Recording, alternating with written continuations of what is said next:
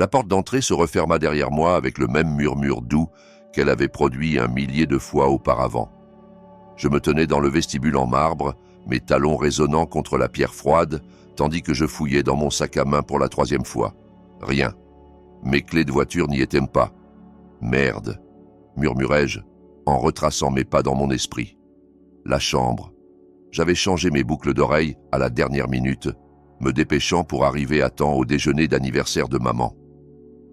Les clés devaient être sur la table de chevet. J'enlevai mes talons. La fraîcheur du sol traversait mes bas, tandis que je me dirigeais vers l'escalier en chaussettes. La maison semblait différente dans la lumière de l'après-midi, trop silencieuse, trop immobile. Habituellement, j'aurais appelé Antoine pour lui faire savoir que j'étais rentré. Mais quelque chose me retenait. Peut-être était-ce la façon dont le silence semblait peser sur ma peau, ou la manière dont les ombres tombèrent de travers dans le couloir à l'étage. J'atteignis le haut des marches et me tournai vers notre chambre.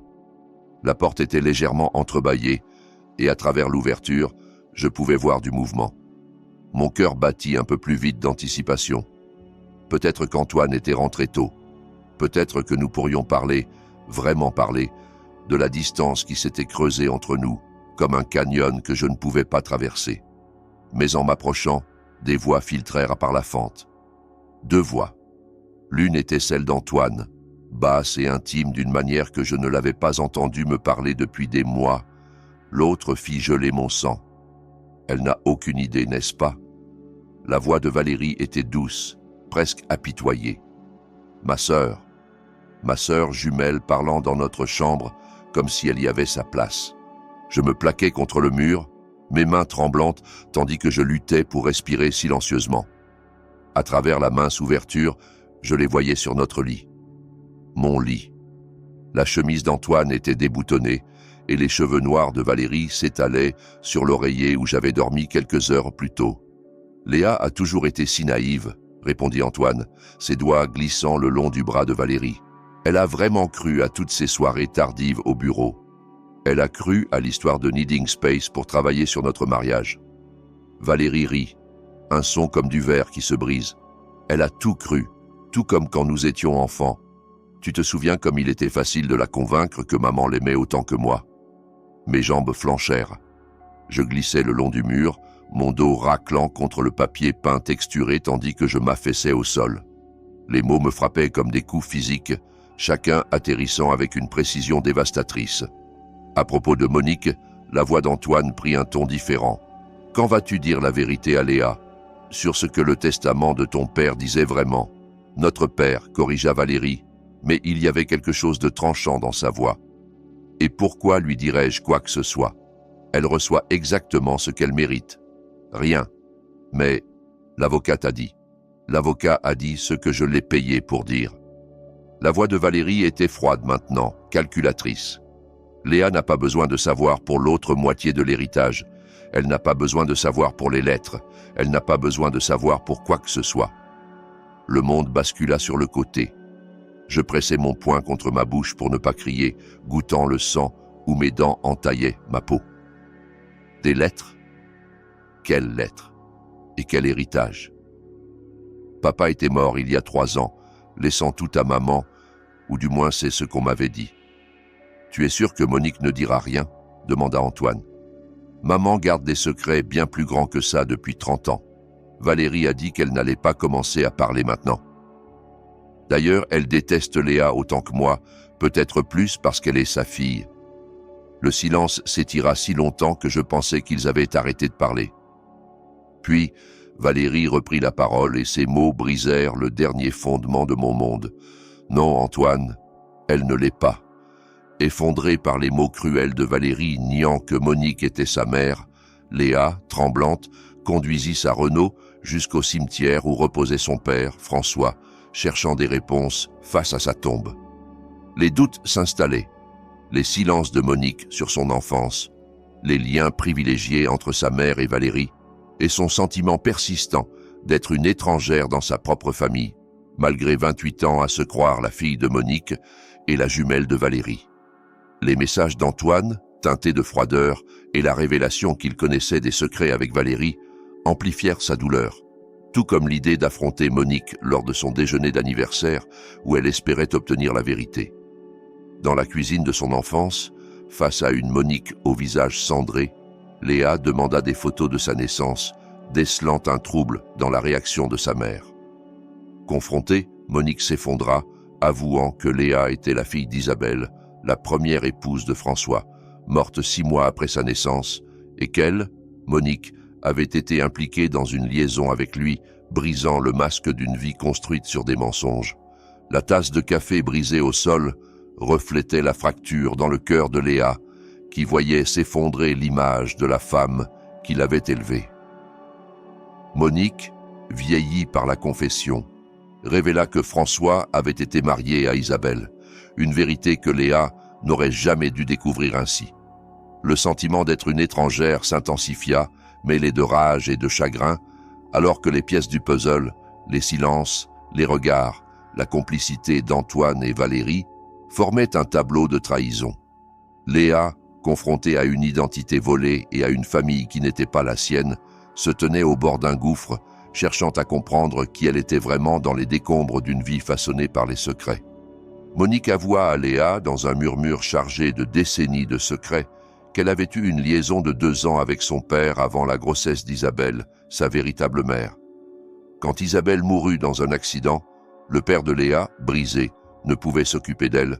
Alors Monique emménagea, l'épousa et éleva Léa comme sa fille, tout en cachant que Valérie, sa propre fille avec le père, n'était pas sa jumelle, mais de 18 mois sa cadette. Cette révélation, lâchée dans la cuisine, frappa Léa comme un coup, l'entraînant dans un tourbillon de trahison. Monique avait menti sur leur lien, prétendant qu'elles étaient jumelles pour éviter les questions et avait manipulé l'héritage de Léa, affirmant que Valérie, plus fragile, en avait davantage besoin. Léa, tremblante de rage et de douleur, exigea de voir le testament et son véritable acte de naissance, rangé dans le coffre-fort du bureau de son père. En traversant la maison, où chaque photo semblait désormais étrangère, Léa entendit Monique plaider qu'elle avait agi par amour pour son père. Mais quand Léa l'accusa d'avoir trahi Isabelle, mourante d'un cancer pendant que Monique couchait avec son mari, quelque chose en elle se brisa irrévocablement. Dans le coffre, derrière des livres de droit, elle trouva les documents. Son acte de naissance, confirmant qu'Isabelle était sa mère, le testament partageant l'héritage équitablement entre elle et Valérie, et des lettres de son père adressées à elle, révélant un amour profond pour sa première épouse. Ces vérités, déterrées d'un coffre scellé, redessinèrent une vie volée, où Léa n'était plus la fille qu'elle croyait, mais l'héritière d'une mère trahie et d'un passé réécrit. Dans une lettre déchirante datée de 2 mois avant sa mort, le père de Léa confessa sa lâcheté face à la vérité. Isabelle, sa première épouse, était la mère de Léa, une femme aimante et courageuse emportée par le cancer, ignorant l'infidélité de son mari avec Monique et la naissance de Valérie. Il décrivit l'amour d'Isabelle pour Léa, ses berceuses, ses histoires, et son souhait que Léa connaisse son histoire, tout en implorant Monique de lui transmettre ses bijoux, photos et lettres, et de partager équitablement l'héritage. Mais Monique, rongée par la culpabilité et la jalousie, garda le silence, traitant Léa différemment de Valérie, incapable de surmonter le fantôme d'Isabelle qu'elle voyait en elle. Les lettres, trouvées dans le coffre-fort, révélèrent à Léa une mère qu'elle n'avait jamais connue, et un père qui regrettait les mensonges, espérant son pardon. Assise dans le bureau, Léa lut chaque mot, le poids de 28 ans de secrets l'écrasant.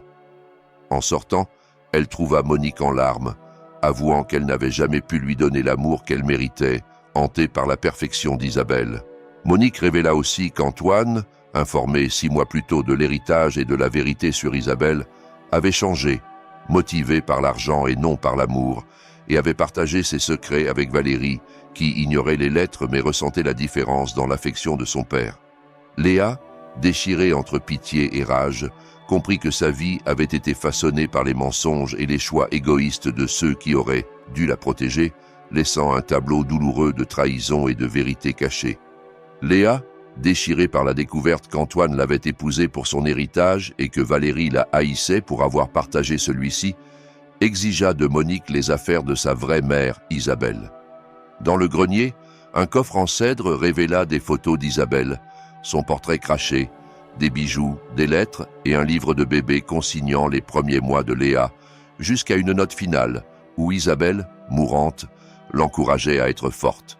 Refusant les supplications de Monique, Léa emporta le coffre, quittant la maison de son enfance avec une douleur brute mais une clarté nouvelle, déterminée à faire payer ceux qui l'avaient trahi. À l'hôtel, loin d'Antoine, Léa étudia les photos d'Isabelle, ignorant les appels de sa famille. Appelant son amie Carmen, elle confirma ses soupçons sur le comportement étrange de Monique, Valérie et Antoine, ce dernier la traitant avec mépris. Léa révéla tout à Carmen, la liaison, les mensonges, l'héritage volé, et lui demanda de trouver le cabinet d'avocats ayant géré le patrimoine de son père, résolu à explorer ses options légales pour réclamer justice face à 28 ans de trahison et de secret. Réclamer ce qui est à moi. Je vais passer des appels. Mais Léa, es-tu en sécurité? Où restes-tu? Ça va. Je suis à l'hôtel Ibis, sur la rue de la Paix. Chambre 418. J'arrive. Carmen, tu n'as pas à... J'arrive. Nous allons régler ça ensemble. En attendant Carmen, je m'assis sur le lit et lus plus de lettres de mon père. Chacune révélait de nouvelles couches de tromperie, de nouvelles façons dont Monique avait tordu la vérité. Elle m'avait dit que mon père était fier de mon indépendance, de ma force. Ce qu'il avait vraiment écrit, c'est qu'il s'inquiétait que je devienne trop dur, trop fermé, parce que je n'avais jamais connu l'amour d'une mère. Elle m'avait dit qu'il voulait que j'aie une vie simple, libre des complications de la richesse. Ce qu'il avait vraiment écrit, c'est qu'il espérait que j'utiliserais mon héritage pour honorer la mémoire d'Isabelle, peut-être en créant un fonds de bourse pour les jeunes mères face au cancer. Chaque souvenir de mon enfance était entaché maintenant. Chaque histoire au coucher, chaque fête d'anniversaire, chaque moment de ce que je pensais être de l'amour. Tout était bâti sur des mensonges. Carmen arriva avec de la nourriture thaï et une bouteille de vin. Et nous nous assîmes sur le lit de l'hôtel, mangeant du pad thaï et planifiant ma prochaine étape. « J'ai appelé mon cousin Michel, dit-elle. Il est avocat, spécialisé en droit des successions. Il dit que si tu peux prouver que le testament a été altéré ou caché, tu pourrais avoir un cas. Mais tu auras besoin de preuves. J'ai le testament original. Et les lettres. C'est un début. Mais Michel dit que tu auras besoin de plus. Tu auras besoin de prouver que Monique et Valérie savaient pour le testament original et l'ont délibérément caché de toi. Je pensais à la conversation que j'avais surprise entre Antoine et Valérie. Je pourrais obtenir ça. Comment? J'ai besoin de les enregistrer. J'ai besoin de les faire admettre ce qu'ils ont fait. Carmen parut inquiète. Léa, ça semble dangereux. S'ils t'ont menti pendant si longtemps, qui sait de quoi d'autre ils sont capables? Je ne peux pas les laisser s'en sortir comme ça, Carmen. Ils ont volé 3 ans de ma vie. Ils m'ont laissé croire que j'étais quelqu'un que je n'étais pas. Je sais. Mais promets-moi que tu seras prudente. Promets-moi que tu ne feras rien de stupide. Je promis. Mais même en disant les mots, je formulais déjà un plan. J'allais obtenir ma vengeance, mais je le ferais intelligemment. J'allais les détruire de la même façon qu'ils m'avaient détruite. Lentement, méthodiquement et avec une précision chirurgicale. Le lendemain matin, je roulais jusqu'au cabinet d'avocats qui avait géré le patrimoine de mon père. J'avais cherché l'avocat que Monique avait mentionné, Robert Kellerman. Adaptons à Robert Keller, mais pour French, Robert Keller.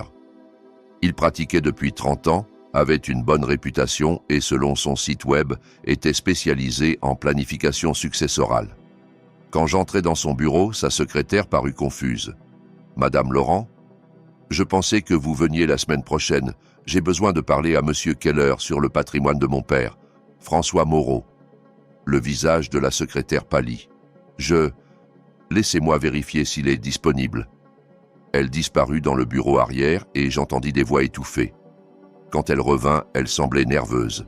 « Monsieur Keller va vous recevoir maintenant. » Robert Keller était un homme dans la soixantaine avec des cheveux argentés et des yeux gentils. Mais quand il me vit, ses yeux se remplirent de quelque chose qui ressemblait à de la culpabilité. « Léa, dit-il, se tenant derrière son bureau, je ne m'attendais pas à vous. J'ai des questions sur le testament de mon père. Bien sûr, asseyez-vous, s'il vous plaît. » Je restai debout. Je veux voir le testament original, celui que mon père a vraiment écrit. Le visage de Keller devint cendreux. Je ne suis pas sûr de ce que vous voulez dire. Je veux dire le testament qui me laissait la moitié de son patrimoine, pas le faux que vous m'avez montré à la lecture. Léa, je pense qu'il y a eu une confusion. Il n'y a pas de confusion, monsieur Keller. J'ai trouvé le testament original dans le coffre de mon père. Je sais ce qu'il voulait vraiment. Et je sais que vous avez aidé Monique à le cacher de moi. Keller s'effondra dans son fauteuil. Comment avez-vous découvert? Ça importe? Ce qui importe, c'est que vous les avez aidés à me voler. Vous les avez aidés à me mentir. Léa, vous devez comprendre. Monique est venue me voir en larmes. Elle disait que vous étiez fragile, que vous ne pouviez pas gérer le stress de gérer tant d'argent. Elle disait que votre père avait exprimé des préoccupations sur votre stabilité. Donc vous l'avez juste cru? Elle avait une lettre de votre père. Elle disait qu'il avait changé d'avis sur le testament, qu'il voulait que tout aille à Monique et Valérie. Une lettre que vous n'avez pas pris la peine d'authentifier. Keller fut silencieux un long moment. J'aurais dû. Vous avez raison. J'aurais dû enquêter plus. Mais Monique était si convaincante et elle était en deuil et je pensais que j'aidais. Vous l'aidiez à voler mon héritage. Que puis-je faire pour réparer ça? Je me penchai en avant, mes mains à plat sur son bureau. Vous pouvez m'aider à récupérer ce qui est à moi. Tout. L'argent, la maison, tout.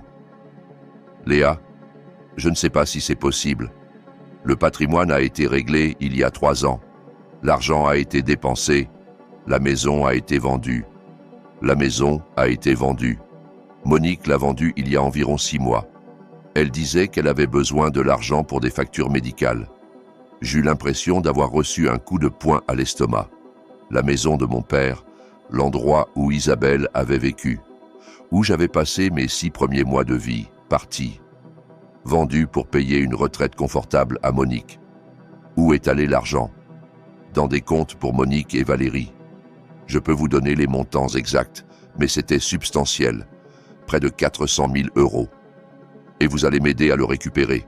Léa, je veux vous aider. Mais j'ai besoin d'y réfléchir soigneusement. J'ai besoin de considérer les implications légales. Les implications légales d'aider quelqu'un à voler 200 000 €. Je pense que celles-ci sont assez claires. Keller hocha lentement la tête. Que voulez-vous que je fasse? Je veux que vous documentiez tout. Chaque conversation que vous avez eue avec Monique. Chaque décision que vous avez prise. Chaque preuve que vous avez ignorée. Je veux que vous m'aidiez à construire un dossier qui me rendra mon héritage et les mettra tous en prison.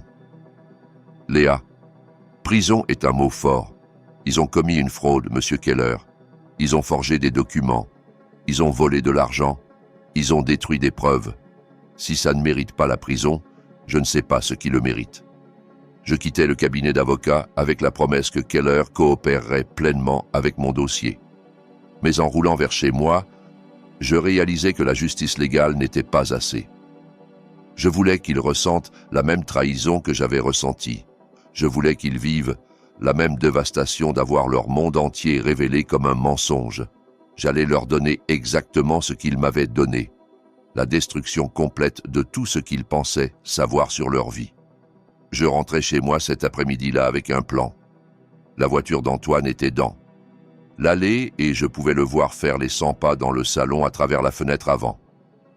Quand j'entrais, il se précipita vers moi avec ce qui semblait une inquiétude genuée. « Léa, Dieu merci. » J'étais mort d'inquiétude. Où étais-tu? J'avais besoin d'espace pour réfléchir. À quoi? À ce qui s'est passé au déjeuner de ta mère? Monique a appelé pour te chercher et elle semblait upset. J'étudiais son visage, cherchant des signes de l'homme que j'avais surpris dans notre chambre. Mais Antoine était un bon acteur. Il avait l'air fatigué, inquiet, comme un mari qui avait été genuinement préoccupé par sa femme disparue. Nous nous sommes disputés, dis-je prudemment, sur des choses familiales. Ce n'est pas important. C'est important si ça te bouleverse. Antoine prit mes mains et je le laissai faire. Léa, j'ai l'impression que nous avons été distants dernièrement. Je veux arranger ça. Je veux que nous soyons proches à nouveau. La sincérité dans sa voix me fit frissonner la peau. J'aimerais ça aussi. Bien. Pourquoi ne vas-tu pas te reposer? Je vais préparer le dîner. Nous pouvons parler de ce qui te tracasse. Je montai à l'étage dans notre chambre, la même chambre où j'avais découvert sa trahison juste 24 heures plus tôt. Mais maintenant je la regardais avec de nouveaux yeux. Je cherchais des preuves, des indices, n'importe quoi qui pourrait m'aider à comprendre depuis combien de temps ça durait. Dans la table de chevet d'Antoine, je trouvais un reçu d'une bijouterie. Un collier en diamant acheté il y a 2 semaines. Mon cœur sombra jusqu'à ce que je réalise que ce n'était pas pour moi. Je n'avais jamais reçu de bijoux d'Antoine. C'était pour Valérie. Je photographiais le reçu et continuais à chercher. Dans son placard, caché derrière une rangée de costumes, je trouvais un petit sac de voyage. À l'intérieur, des vêtements, des articles de toilette et une carte clé d'hôtel du Riverside Inn. Le même hôtel où Valérie séjournait depuis que son bail d'appartement avait expiré le mois dernier. Les pièces s'assemblaient, ce n'était pas une nouvelle liaison. C'était un plan calculé en motion depuis des mois, peut-être plus. J'entendis Antoine appeler d'en bas. « Léa, le dîner est prêt. » Je descendis pour trouver qu'il avait fait mon plat de pâtes préféré, complet avec bougies et vin. Dans d'autres circonstances, ça aurait pu être romantique. Maintenant, ça ressemblait à une performance. Ça a l'air merveilleux, dis-je en m'asseyant.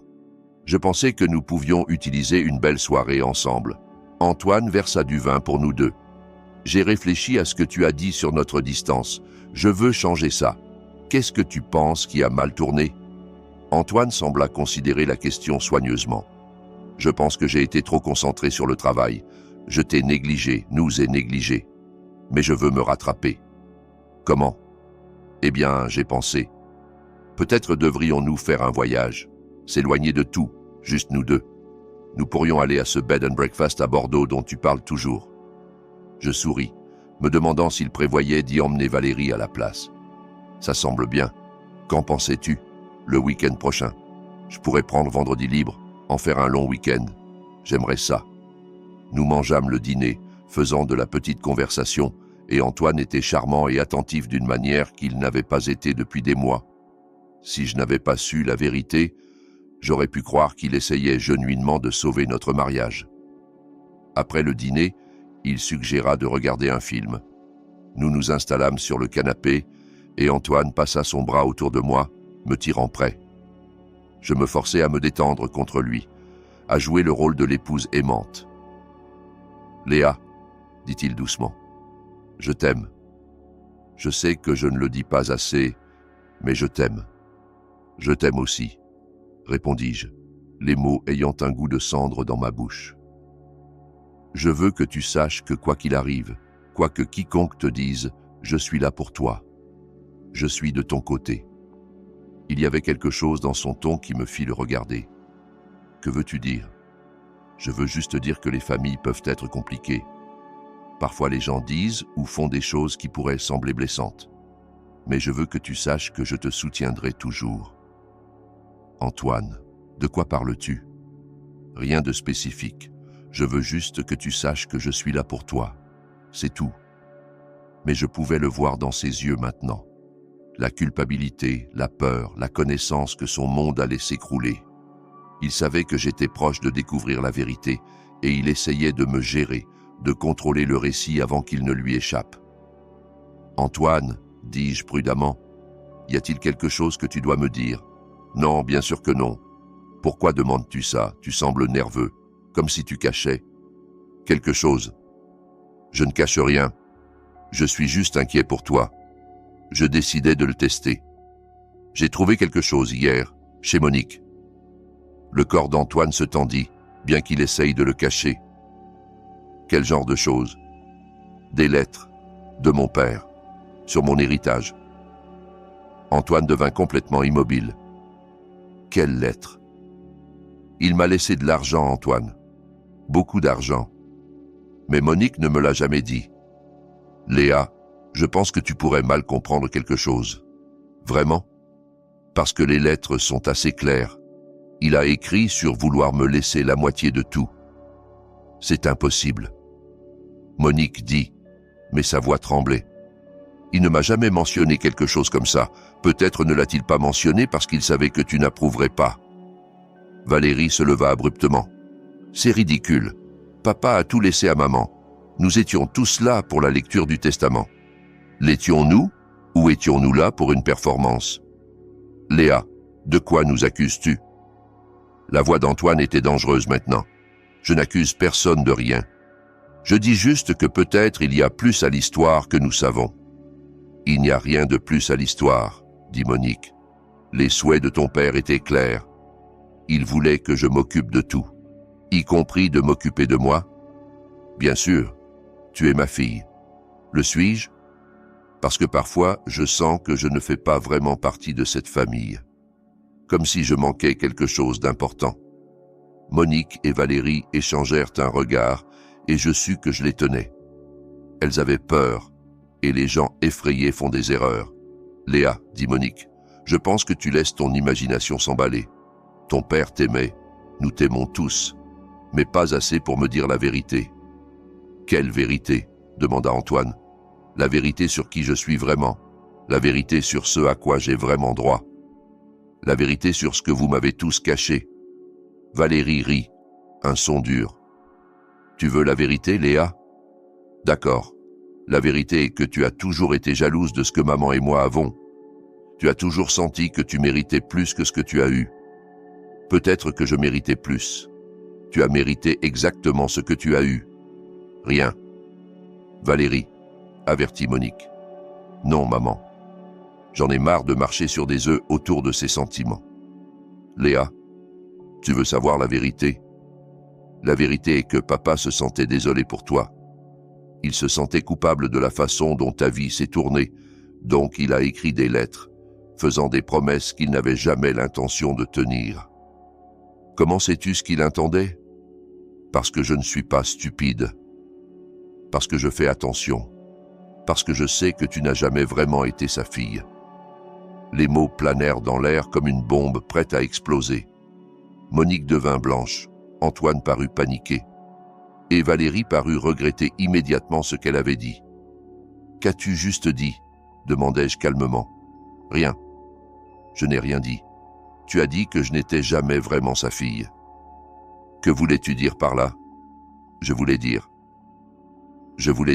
que tu étais toujours distante avec lui, que tu ne te connectais jamais avec lui comme je le faisais. Non, ce n'est pas ce que tu voulais dire.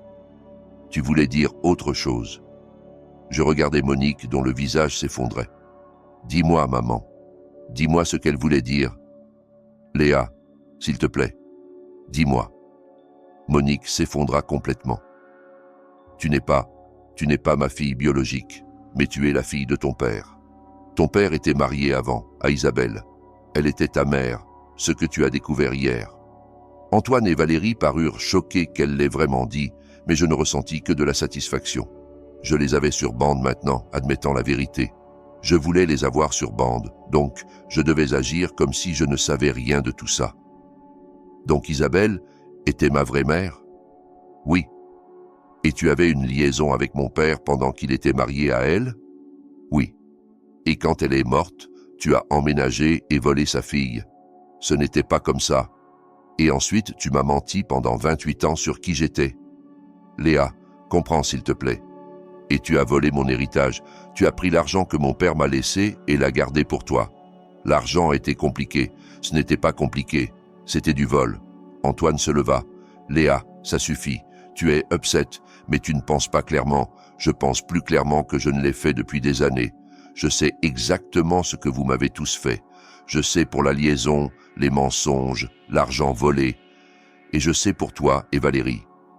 Antoine pâlit. Quoi, pour moi et Valérie? Je sais que tu couches avec elle. Je sais que vous planifiez ça ensemble. Léa, tu es paranoïaque. Le suis-je? Alors explique les reçus d'hôtel. Explique les bijoux. Explique pourquoi vous étiez dans notre chambre hier après-midi parlant de combien. Je suis naïve. Valérie parut paniquée. Antoine, de quoi parle-t-elle? Léa, je pense que tu as besoin d'aide. Je pense que tu as une sorte de breakdown. La seule chose qui break down, ce sont vos mensonges. Je me levai, me sentant puissante pour la première fois depuis des années. Je veux que vous sachiez tous que j'ai enregistré cette conversation entière. J'ai des preuves de tout. Le testament original, les lettres, les reçus, le témoignage de l'avocat qui vous a aidé à forger des documents. Léa, tu ne peux pas. Monique commença. Je peux, et je le ferai. Je vais vous détruire tous, de la même façon que vous m'avez détruite. Je marchais vers l'enregistreur caché, le teint en l'air. Chaque mot, chaque confession, chaque admission de culpabilité. Monique pleurait maintenant, de gros sanglots qui secouaient tout son corps. Léa, s'il te plaît, je t'ai élevée. Je t'ai aimée. Ça doit compter pour quelque chose. Tu m'as élevée sur des mensonges. Tu m'as aimée comme une femme aime un diamant volé. Toujours inquiète que quelqu'un découvre qu'il n'était pas vraiment à elle. « Que veux-tu » demanda Valérie. « De l'argent ? Nous pouvons te donner de l'argent. Je ne veux pas votre argent. Je veux la justice. Je veux que vous ressentiez exactement ce que vous m'avez fait ressentir. Je veux que vous perdiez tout ce que vous pensiez savoir sur vos vies. Léa, s'il te plaît, dit Antoine. Nous pouvons arranger ça. Nous pouvons. Nous ne pouvons pas arranger ça. Il n'y a pas de retour de ça. Il n'y a pas de réparation de ce niveau de trahison. Il y a seulement des conséquences. Je les regardais chacun à tour de rôle. Monique, qui avait volé mon identité. Valérie, qui avait volé mon héritage. Antoine, qui avait volé ma confiance et mon amour. Vous avez 24 heures pour réfléchir à ce que vous avez fait. Après ça, je vais à la police, au procureur, à quiconque écoutera. Je vais m'assurer que tout le monde sait ce que vous êtes. Je marchais vers la porte, puis me retournai. Oh, et Antoine, je veux que tu sortes de ma maison ce soir. Si tu es encore ici, demain matin, j'appellerai la police. Léa, c'est aussi ma maison. En fait, non. Elle est à mon nom. Souviens-toi, parce que mon crédit était meilleur quand nous l'avons acheté. Je l'ai laissé assis dans le salon, détruit et paniqué, et monté à l'étage pour faire une valise. J'allais retourner à l'hôtel pour la nuit, mais demain, j'allais commencer le processus de Reclaim mon vie. Le lendemain matin, je rencontrai Carmen et une avocate criminelle qu'elle avait recommandée. Cindy Valdez, adaptons à Cindy Valdez but French. Cécile Valdez, une femme dans la cinquantaine avec des cheveux gris acier et des yeux qui ne manquaient de rien. C'est substantiel, dit Cécile, en revoyant les documents que j'avais apportés. Nous avons fraude, faux, vol, complot. L'enregistrement que tu as fait hier soir est particulièrement damaging. Qu'est-ce qui se passe maintenant? Maintenant, nous construisons un dossier. Nous rassemblons chaque preuve, chaque témoin, chaque document. Puis nous le présentons au procureur. Combien de temps ça prendra? Quelques semaines, peut-être un mois. Ces choses bougent lentement. Et l'héritage? Puis-je le récupérer? C'est une affaire civile séparée. Mais avec les preuves que nous avons, je pense que nous pouvons faire un bon dossier pour récupérer ce qui t'a été volé. Je passais la matinée à donner à Cécile une déclaration détaillée sur tout ce que j'avais découvert. Elle était particulièrement intéressée par l'avocat qui avait aidé à falsifier le testament. « La coopération de Keller sera cruciale, dit-elle. S'il est prêt à témoigner sur ce que Monique lui a demandé, nous avons un dossier très solide. Il a dit qu'il coopérerait pleinement. Bien, je le contacterai cet après-midi. » Je quittais le bureau de Cécile en me sentant pleine d'espoir pour la première fois depuis des jours. La justice arrivait, lentement mais sûrement. Mais quand je retournais à l'hôtel, je trouvais Antoine attendant dans le lobby. « Léa, s'il te plaît, nous devons parler. Il n'y a rien à parler. Il y a tout à parler. Tu détruis des vies innocentes. » Je ris amèrement. « Des vies innocentes? Antoine, tu couchais avec ma sœur tout en me mentant sur des soirées tardives. Comment est-ce innocent? Ce n'est pas. Ce n'est pas de quoi il s'agit. Alors, de quoi s'agit-il? » Antoine regarda autour du lobby animé, puis se pencha plus près. « Il s'agit de l'argent. Tu ne comprends pas ce que tu fais. Cet argent, cet héritage, il n'est pas juste assis sur un compte bancaire. Il a été investi, utilisé, dépensé. Même si tu gagnes, il n'y a rien à récupérer. Alors, ils devront le rembourser. Avec quoi? Monique vit de la sécurité sociale. Valérie a des dettes. Je gagne bien, mais pas assez pour rembourser 200 000 euros. Ce n'est pas mon problème.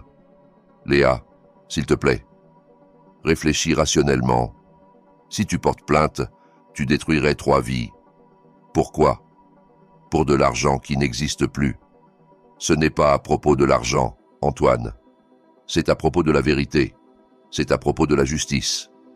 Justice. La voix d'Antoine se fit plus forte. Tu veux la justice? Alors parlons justice. Parlons de comment tu vis dans une maison que je paie, conduis une voiture que j'ai achetée, porte des vêtements que je fournis. Parlons de comment tu n'as jamais travaillé un jour de ta vie parce que je te soutiens. Je travaille. Tu fais du bénévolat dans une association. Ce n'est pas du travail, Léa. C'est un hobby. La cruauté dans sa voix me coupa le souffle. Est-ce vraiment ce que tu penses de moi? Je pense que tu es une femme gâtée qui n'a jamais eu à affronter le monde réel. Je pense que tu as une breakdown parce que, pour la première fois de ta vie, tu n'obtiens pas tout ce que tu veux, tout ce que je veux. Antoine, tout ce que je voulais, c'était que les gens que j'aime soient honnêtes avec moi. Tout ce que je voulais, c'était savoir qui j'étais vraiment. Tu sais qui tu es ma femme, tu es la fille de Monique, tu es la sœur de Valérie, c'est qui tu es, je suis la fille d'Isabelle, je suis l'héritière de François, je suis quelqu'un qui mérite mieux que des mensonges, du vol et de la trahison. Le visage d'Antoine se durcit. Tu n'es rien sans nous, Léa. Tu n'es personne. Tu n'as pas de famille, pas d'amis, pas de compétences, pas d'éducation qui vaille quelque chose. Tu penses que tu vas nous détruire? Tu vas te détruire toi-même. Nous verrons ça. Je m'éloignai de lui, mais ses mots me suivirent. Pendant un moment, je me demandais s'il avait raison. Sans la vie que j'avais bâtie sur des mensonges, qui étais-je vraiment? Mais ensuite je me rappelais les lettres d'Isabelle, sa force, son courage, même face à la mort. Je me rappelais les mots de mon père sur comment j'avais son cœur, sa capacité à aimer. Je n'étais pas rien. J'étais la fille d'Isabelle, et j'allais honorer sa mémoire en luttant pour la vérité. Au cours des 2 semaines suivantes, Cécile travailla sans relâche pour construire notre dossier. Keller fournit un témoignage détaillé sur la tromperie de Monique. Nous trouvâmes des relevés bancaires montrant comment l'argent de l'héritage avait été utilisé. Monique avait acheté une nouvelle voiture, pris des vacances chères et donné à Valérie un acompte substantiel sur une maison. Antoine avait reçu de l'argent aussi, bien qu'il essaie de le cacher à travers une série complexe de transferts. Mais la preuve la plus damaging vint d'une source inattendue. En nettoyant le coffre d'Isabelle, je trouvais une clé collée au fond. Elle ouvrait un coffre de dépôt à une banque du centre-ville, un coffre au nom d'Isabelle et transféré à moi après sa mort. À l'intérieur se trouvaient des documents qui changeaient tout, des dossiers médicaux montrant qu'Isabelle était en rémission quand elle est morte. Le cancer ne l'avait pas tuée. Des rapports d'enquête d'assurance suggérant que son accident de voiture n'était peut-être pas accidentel. Et le plus choquant, une lettre d'Isabelle à sa sœur en Espagne, datée juste 2 jours avant sa mort. Ma chère Rosa, j'écris cette lettre parce que j'ai peur. J'ai découvert que François a une liaison avec sa secrétaire. J'ai des preuves, des photos, des reçus d'hôtel, des lettres d'amour. Je l'ai confronté la semaine dernière et il est devenu violent. Il ne m'a jamais frappé avant, mais j'ai vu quelque chose dans ses yeux qui m'a terrifié. Je prévois de le quitter et d'emmener Léa avec moi. J'ai parlé à un avocat pour le divorce et je vais déposer les papiers la semaine prochaine. Je voulais que tu saches, au cas où quelque chose m'arrive. François agit étrangement dernièrement. Il n'arrête pas de demander sur ma police d'assurance vie, sur ce qui arriverait à Léa si quelque chose m'arrivait. Je pense qu'il planifie quelque chose de terrible. S'il te plaît, si quelque chose m'arrive, assure-toi que Léa sait la vérité. Assure-toi qu'elle sait que sa mère l'aimait et a lutté pour elle jusqu'à la fin. Tout mon amour, Isabelle. Je m'assis dans la salle de visualisation du coffre de dépôt, tenant la lettre d'une main tremblante. Isabelle n'était pas morte du cancer. Elle était morte parce qu'elle avait découvert la liaison et essayé de partir. Et mon père, l'homme pour qui j'avais pleuré, l'homme dont j'avais thésauré les lettres, l'avait assassiné. Cécile fut stupéfaite quand je lui montrai la lettre. « Ça change tout, dit-elle. Ce n'est plus juste de la fraude, c'est du meurtre. Mais c'était il y a 30 ans, le délai de prescription. Il n'y a pas de prescription pour le meurtre. Et si nous pouvons prouver que Monique savait pour ça, qu'elle était complice pour le couvrir, elle est accessoire. » Nous apportâmes la lettre à la police cet après-midi-là. La détective Maria Santos, ironiquement partageant le nom de famille de ma mère, fut assignée à l'affaire. Elle était une femme dans la quarantaine, avec des yeux gentils et une manière douce, mais je pouvais voir l'acier dessous. « C'est une accusation sérieuse, dit-elle. Nous devrons rouvrir l'enquête sur la mort de votre mère. Qu'est-ce que ça veut dire? Ça veut dire que nous exhumerons le corps. Nous regarderons à nouveau la scène de l'accident. Nous interrogerons quiconque est encore vivant de l'enquête originale. » L'idée de déranger le corps d'Isabelle me rendait malade. Mais je savais que c'était nécessaire.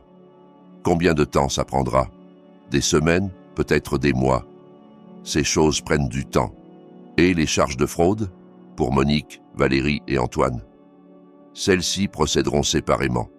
Le procureur a revu votre dossier et il est confiant que nous pouvons obtenir des condamnations sur de multiples charges. Je quittais le commissariat en me sentant submergé. J'avais voulu la justice pour les mensonges et le vol, mais du meurtre? C'était autre chose. C'était une obscurité que je n'étais pas sûr d'être prête à affronter. Mais en roulant vers l'hôtel, je pensais à la lettre d'Isabelle.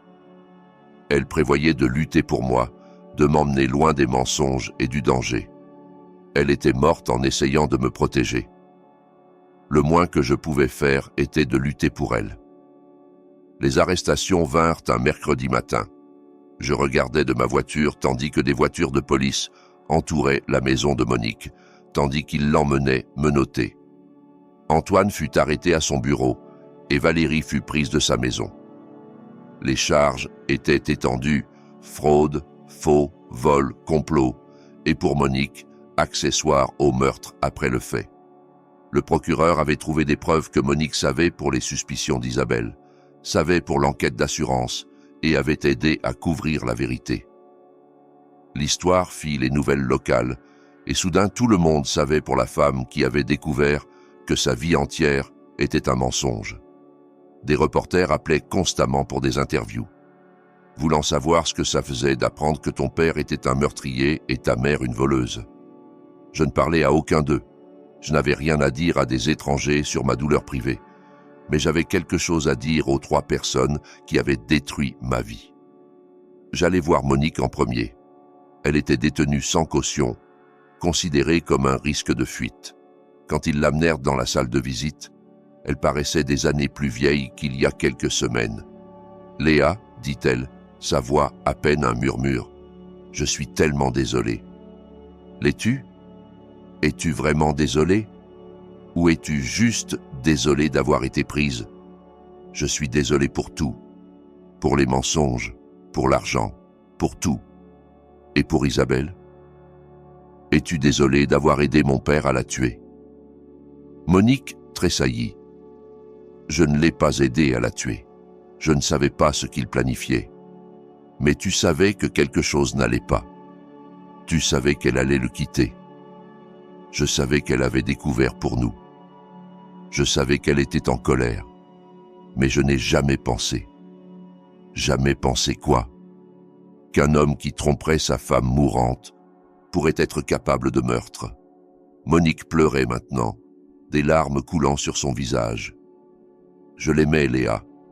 Je l'aimais tellement que je ne pouvais pas voir ce qu'il était vraiment. Et moi, m'as-tu aimé ? Même un peu. J'ai essayé, vraiment essayé. Mais chaque fois que je te regardais, je la voyais. Je voyais la femme qui avait tout ce que je voulais. Et je voyais le rappel de ce que nous avions fait pour l'obtenir. Donc tu m'as puni pour ça. Je me punissais moi-même pour ça. Chaque jour, chaque fois que j'étais cruel avec toi, chaque fois que je favorisais Valérie, chaque fois que je te laissais croire que tu n'étais pas assez bonne, je me punissais. Je regardais cette femme qui avait façonné ma vie entière, qui m'avait donné amour et poison en égale mesure. Ça ne le rend pas juste. Non, ça ne le fait pas. Rien de ce que j'ai fait n'était juste. Mais Léa, tu dois comprendre, j'étais si jeune quand tout ça a commencé. J'étais juste une secrétaire tombée amoureuse de son patron. Je n'ai jamais voulu que rien de tout ça arrive. Tu n'as pas voulu qu'Isabelle meure? Bien sûr que non. Quand j'ai découvert ce que François avait fait, je voulais aller à la police. Mais il disait qu'il ne me croirait jamais. Il disait qu'il penserait que j'étais impliqué. Il disait que nous irions tous les deux en prison. Et que deviendriez-vous, toi et Valérie, alors? Donc tu es restée silencieuse. Je suis restée silencieuse et j'ai passé 30 ans à vivre avec la culpabilité. 30 ans à savoir que j'élevais l'enfant d'une femme assassinée. 30 ans à essayer de réparer en étant une bonne mère pour toi. Tu n'as pas été une bonne mère pour moi. Tu étais une femme coupable essayant d'apaiser sa conscience. Monique sanglota plus fort. Tu as raison, absolument raison. Je t'ai échoué de toutes les façons possibles. Mais Léa, s'il te plaît, je te supplie, ne laisse pas ça te détruire. Ne laisse pas nos péchés empoisonner ta vie. Ma vie était déjà empoisonnée. J'essaie juste de la nettoyer. Je laissai Monique dans cette salle de visite et ne la revis jamais. Elle mourut en prison des mois plus tard, une crise cardiaque provoquée par le stress du procès. Je n'assistais pas à ses funérailles. Valérie fut plus facile à affronter parce que je n'avais jamais attendu beaucoup d'elle. Elle était détenue dans un établissement différent et quand je la visitais, elle était en colère plutôt que remorseuse. « C'est tout de ta faute », dit-elle au moment où elle me vit. « Tu ne pouvais pas juste laisser les choses en paix. Je pourrais dire la même chose pour toi. Qu'étais-je censé faire? Te laisser entrer et prendre la moitié de tout, te laisser détruire notre famille. J'étais aussi partie de ta famille, Valérie. J'étais ta sœur. Tu n'as jamais été ma sœur. Tu étais le rappel constant que maman choisissait l'enfant d'une autre femme sur le sien. J'étais un bébé. Je n'ai choisi rien de tout ça. Non, mais tu en as bénéficié. Tu as pu être la bonne fille, la douce, celle pour qui tout le monde se sentait désolé. Sais-tu ce que c'est que de compétir avec une femme morte pour l'amour de ton père? Je ressentis un coup de pitié inattendu pour elle. Je sais ce que c'est de compétir avec une vivante. Ce n'est pas la même chose. Tu n'as jamais eu à regarder maman te regarder et voir quelqu'un d'autre. Tu n'as jamais eu à entendre papa parler de combien tu ressemblais à ta mère, combien tu lui rappelais elle. C'est parce que je ne savais pas qu'Isabelle était ma mère, et de qui la faute. Tu aurais pu poser des questions, tu aurais pu pousser pour des réponses, mais tu étais toujours si passive, si prête à accepter ce que nous te disions. Je vous faisais confiance à tous, et c'était ton erreur. La confiance est pour les fous, Léa, l'amour est pour les fous. La seule chose qui compte est de se protéger soi-même. Est-ce ce que tu faisais quand tu couchais avec mon mari? Te protéger. Le visage de Valérie se durcit. Antoine est venu à moi. Il disait qu'il avait découvert pour l'héritage, qu'il voulait m'aider à le garder. Une chose en a mené une autre. Depuis combien de temps? Depuis combien de temps, quoi? Depuis combien de temps couchiez-vous ensemble? Ça importe? Ça importe pour moi. Antoine n'aime personne d'autre que lui-même. Sûrement tu le savais. Je pensais savoir beaucoup de choses. Maintenant, tu sais mieux. Maintenant tu sais que tout le monde est pour soi-même. Tout le monde te trahirait si le prix est bon. Je regardais cette femme qui partageait le sang de mon père, qui avait grandi dans la même maison, qui m'avait appelé sœur pendant 28 ans. Pas tout le monde. Non? Alors pourquoi es-tu assise ici à me parler au lieu d'essayer de m'aider? Pourquoi portes-tu plainte au lieu de pardonner à ta famille? Parce que tu n'es pas ma famille, tu ne l'as jamais été. Je laissai Valérie dans sa cellule et ne ressentis que du soulagement. Quelle que soit la connexion que nous avions eue, elle était rompue maintenant. J'étais libre d'elle, libre de sa colère, de son ressentiment et de son poison. Antoine fut le plus dur à affronter, non parce que je l'aimais encore, mais parce que je l'avais aimé le plus. Il était dans un établissement de sécurité minimale, et il paraissait presque soulagé quand il me vit. « Léa, dit-il, j'espérais que tu viendrais. Pourquoi? Parce que je voulais expliquer. Je voulais que tu comprennes pourquoi j'ai fait ce que j'ai fait. Je comprends parfaitement. Tu l'as fait pour l'argent. Non, ce n'est pas si simple. Alors, explique-le-moi. Antoine fut silencieux un long moment. Quand je t'ai épousé, je pensais obtenir une vie simple, une femme tranquille, une famille normale. Pas de complications. Mais ensuite, j'ai commencé à remarquer des choses. La façon dont Monique te traitait différemment de Valérie. La façon dont tu ne ressemblais à aucune d'elles. La façon dont tu semblais en savoir moins sur ton histoire familiale que moi. Donc, tu as enquêté. J'ai devenu curieux. J'ai commencé à poser des questions, à faire des recherches. Et éventuellement, j'ai découvert pour Isabelle. J'ai découvert pour l'argent. Et tu as décidé de le voler. J'ai décidé de le réclamer. Léa, tu dois comprendre. Je te soutenais. Je payais pour tout. Je me suis dit que si tu héritais de l'argent, ce serait notre argent de toute façon. Alors qu'importait si je travaillais avec Monique et Valérie pour y accéder? Ça importait parce que ce n'était pas à toi, c'était à moi. Tu me l'aurais donné de toute façon. Tu me donnes tout. Je te donnais tout parce que je t'aimais, parce que je te faisais confiance, parce que je pensais que tu m'aimais en retour. Je t'aimais, je t'aime. Non, tu ne m'aimes pas. Tu aimes avoir quelqu'un qui ne pose pas de questions, qui ne fait pas de demandes, qui est reconnaissant pour les miettes d'affection que tu lui jettes. Le visage d'Antoine se froissa. Ce n'est pas vrai, n'est-ce pas? Antoine, quand as-tu demandé pour la dernière fois sur mes rêves? Quand as-tu demandé pour la dernière fois ce que je voulais de la vie? Oh, nous parlions de choses. Non, tu parlais. J'écoutais. Tu faisais des plans, j'y consentais. Tu décidais quel genre de vie nous aurions. Et je suivais. Parce que tu étais heureuse. Tu semblais heureuse. J'étais heureuse parce que je ne savais pas mieux. Je pensais que c'était ce que l'amour ressemblait. Je pensais que c'était ce que le mariage était censé être. Léa, je sais que j'ai fait des erreurs. Je sais que je t'ai blessée. Mais nous pouvons arranger ça. Nous pouvons recommencer. Non, nous ne pouvons pas. Il n'y a pas de recommencement de ça. Il n'y a pas de retour de ce niveau de trahison. Tu vas vraiment jeter 5 ans de mariage? Je ne jette rien. Tu l'as déjà jeté quand tu as décidé de me mentir, de me voler et de me tromper. Léa, s'il te plaît, je te supplie, ne fais pas ça. Ne nous termine pas comme ça.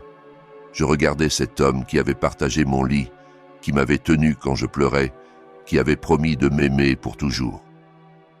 Nous avons terminé il y a longtemps, Antoine. Je l'admets enfin. Le procès dura 3 mois.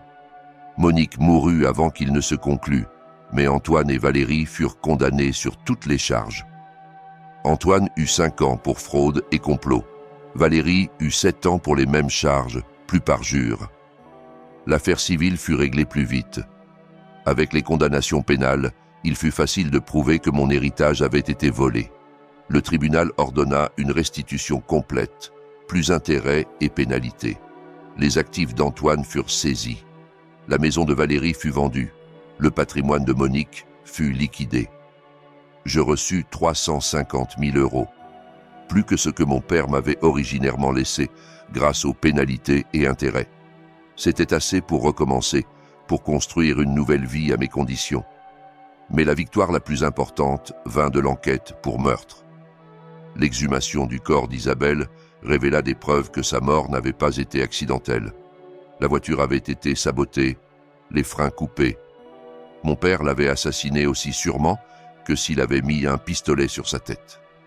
L'affaire fut officiellement rouverte, et bien que mon père soit au-delà des poursuites, la vérité fut enfin révélée. Isabelle Sanchez avait été assassinée par son mari pour l'empêcher de le quitter et d'emmener leur fille. La femme qui m'avait élevé avait été complice pour couvrir le crime. Je tins une cérémonie commémorative pour Isabelle à l'église catholique où elle s'était mariée.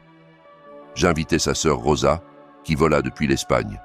Elle avait maintenant dans les 70 ans, mais elle ressemblait tant aux photos d'Isabelle que la voir me coupa le souffle. « Elle serait si fière de toi, me dit Rosa. Elle serait si fière que tu aies lutté pour la vérité. J'aurais dû lutter plus tôt. J'aurais dû poser des questions. Tu étais une enfant, et ensuite une femme à qui on avait appris à ne pas poser de questions. Mais tu as trouvé ta force éventuellement. Tu as trouvé ta voie. Rosa resta une semaine et me raconta des histoires sur Isabelle que je n'avais jamais entendues. Comment elle avait été enseignante avant d'épouser mon père. Comment elle voulait voyager dans le monde. Comment elle rêvait d'avoir une fille qui serait plus forte qu'elle. Elle disait toujours qu'elle voulait que tu sois sans peur, me dit Rosa. Elle voulait que tu sois le genre de femme qui ne laisserait jamais personne la faire taire. Je pensais à ça en commençant à reconstruire ma vie. J'achetais une petite maison dans l'ancien quartier d'Isabelle, près de l'église où elle priait. Je commençais à travailler, vraiment travailler, dans une association qui aidait les femmes et les hommes à échapper aux relations abusives. Oui, les deux genres, parce que j'ai réalisé que les femmes peuvent aussi être manipulatrices, comme Monique et Valérie. J'utilisais mon expérience, mon histoire, pour aider les autres à trouver leur propre force. Je commençais aussi à écrire. J'écrivis sur Isabelle, sur la femme qu'elle avait été et la fille qu'elle avait essayé de protéger. J'écrivis sur les mensonges avec lesquels j'avais vécu et la vérité que j'avais lutté pour découvrir. J'écrivis sur la différence entre amour et possession, entre famille et sang, entre justice et vengeance. Le livre fut publié 2 ans plus tard. Il devint un best-seller, non parce qu'il était sensationnel, mais parce qu'il était honnête.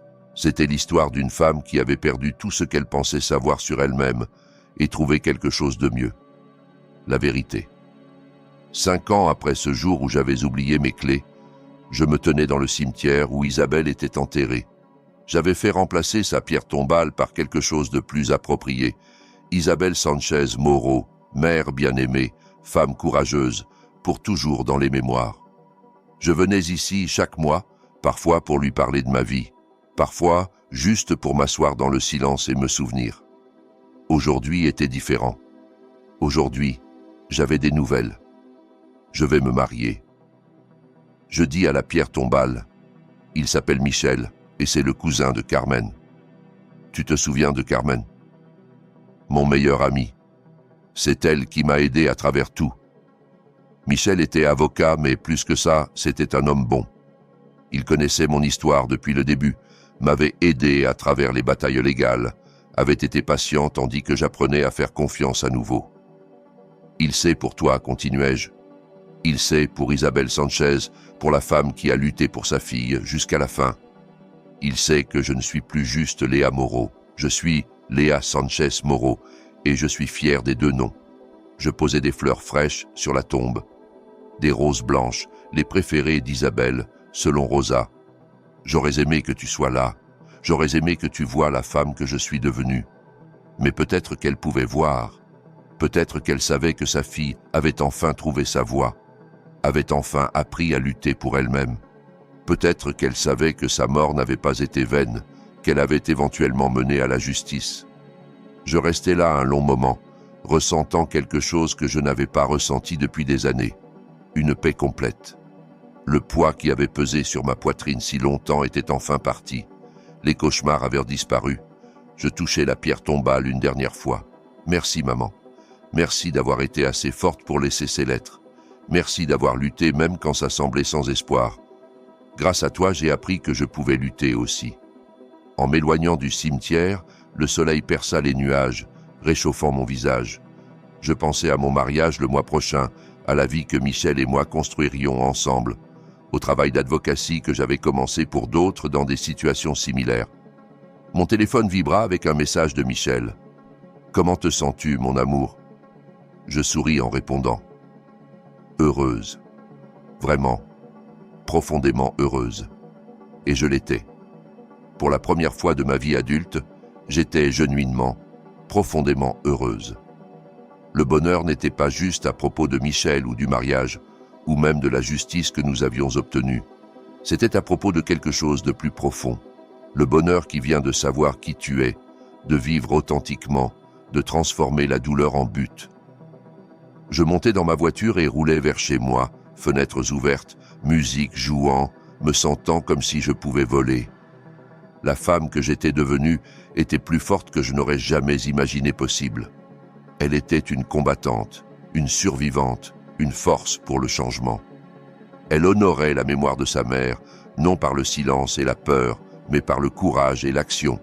Isabel Sanchez était morte pour la vérité. Je vivais pour la partager, et dans cette vérité, dans cette justice, dans ce nouveau début, j'avais trouvé quelque chose de précieux au-delà de toute mesure. J'avais trouvé moi-même et j'étais libre.